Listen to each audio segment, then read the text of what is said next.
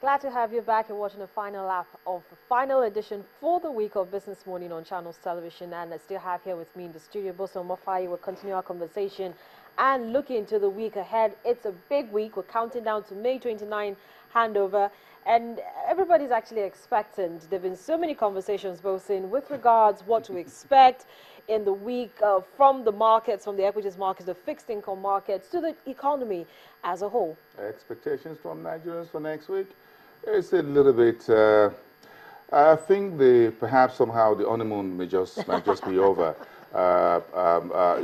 We're getting to the week of the handover and the stock market started taking a dip, and people are not particularly excited, as it were. Yes, on one side, because there's going to be a change. Perhaps there's been a change in administration. Yes, the umbrella had been in everybody's face for 16 years. Now you're going to have a broom.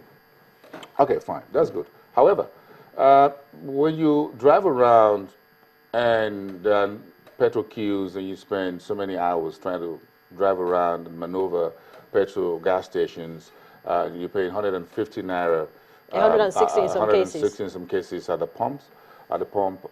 Then cost of transportation for the common man or the average man on the street is rising astronomically. Now, extrapolate that for those who need to come to Lagos or go to other parts of the country to bring goods and services, to bring farm products, so food prices a little bit start going into that. Then you get home and there are no adequate power supply. But would you use a generator filled with 160 naira per liter petrol, full tank, overnight to escape the mosquitoes, and the weather is quite hot? Now, so what do we do? Now, what do you do? Now, what should I do? Now, would you be expectant and be happy that May 29 is here, perhaps with a sense of a deja vu, or perhaps you say, well, let's just get this over with. Perhaps the new administration is going to handle things better. But Nigerians are beginning to settle down to the reality that, look, the governance is a continuum. And that the problem with the petrol scarcity today did not start yesterday. We had the same problem during the June 12 whatever crisis. We've had it long before that.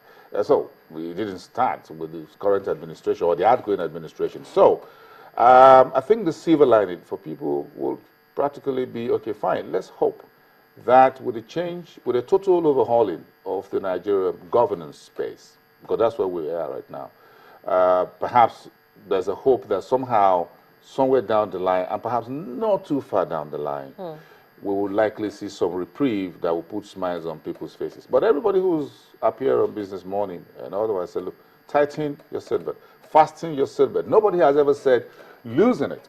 So this change is going to come not by loosening your belt, but by tightening it. Now, when you're going to start loosening belts, we don't know. I've tightened mine. You should tighten yours. I've tightened mine as well. We will always have to tighten it. That is the change we're talking about, because the debt profile is high, servicing is high, salaries and wages are high. Some state governments, according to some newspaper reports, some state workers, who may have to go on strike because salaries are not going to be paid, haven't been paid. There are allowances, there are arrears and what have you. Pensions are hanging across those states.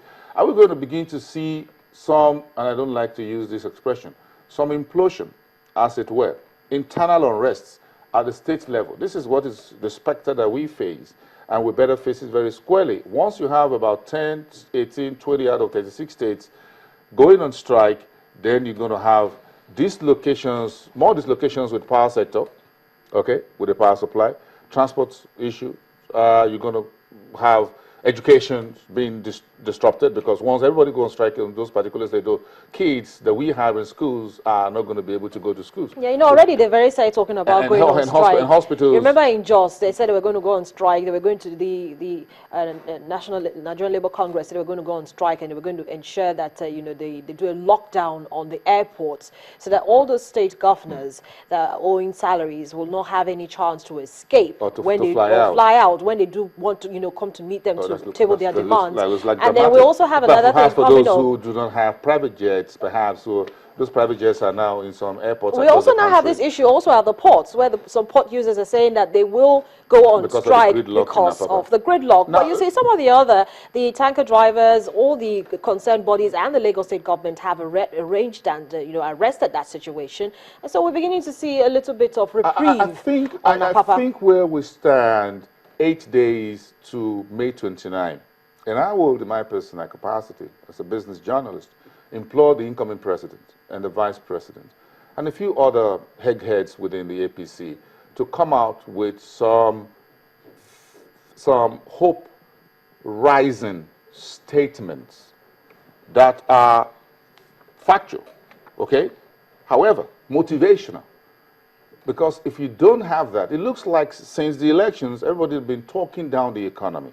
And the headlines on the front pages don't look very nice from the incoming administration, a set of people. It keeps depressing people the more.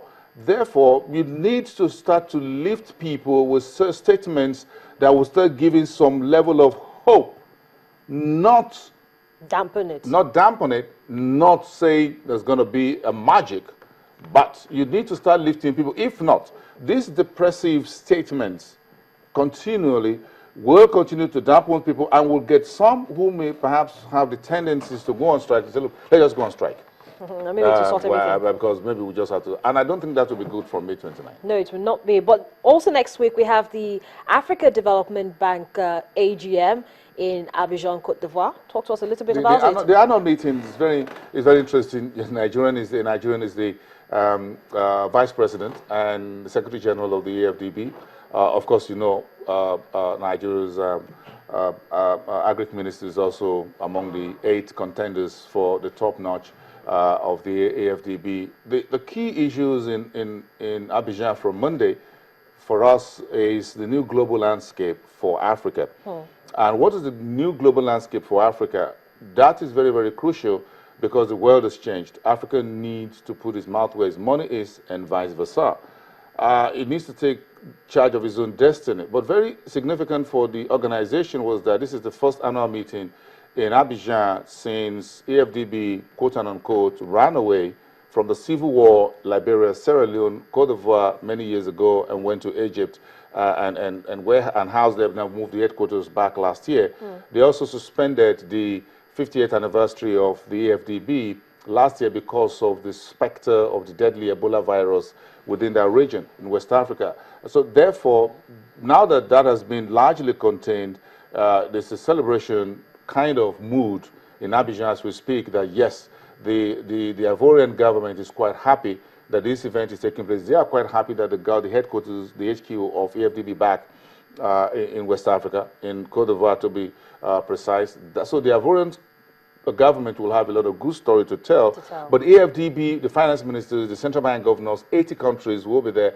South Sudan will be admitted as a new member into the AFDB. That will be one of the major highlights of the next week 5-day event, annual meetings in Abidjan. Hopefully, we'll also see the new president of the AFDB emerge at this meeting. Yeah, that will something that everybody has really kept their fingers crossed on. Next week, Thursday, there'll be an announcement. There'll be an election, and there'll be an announcement. It's usually a lot of action-packed conference for the AFDB. Of course, you know, that's the #1 development finance agency on the African continent. They have a lot of interventions. AFDB has a bond that is listed, a Nigerian bond, that they're doing with their own capital market. So Nigerian investors, international investors Nigeria is a big player within the AFDB. We're the largest market in Africa and the largest economy. So all eyes will be on Nigeria for this particular annual meetings and how much contributions Nigeria will make and will benefit from the AFDB moving forward. There's been a number of interventions from the AFDB in Nigerian economy